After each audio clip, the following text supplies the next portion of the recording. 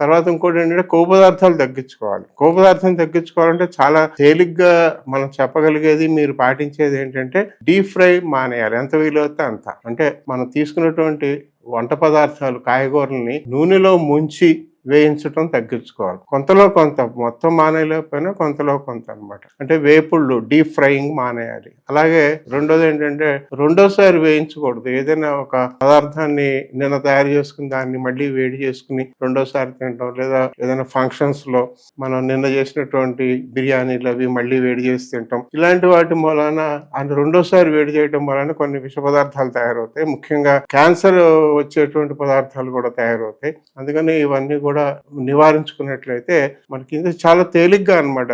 తేలిక జీర్ణమయ్యే పిండి పదార్థాలు తినకూడదు, కొవ్వు పదార్థాల్లో డీప్ ఫ్రైయింగ్ వద్దు, రెండోసారి వేడి చేయొద్దు. ఇంతే, చాలా తేలిక. ఇక మూడోది ఏంటంటే మాంసకృతులు ఎక్కువ తినాలి. మాంసకృతులు అంటే మాంసం కాదు, పిండి పదార్థాల్లో పిండి పదార్థాలతో పాటు వచ్చే మాంసకృతులు అంటే పప్పు ధాన్యాలు అనమాట ముఖ్యంగా.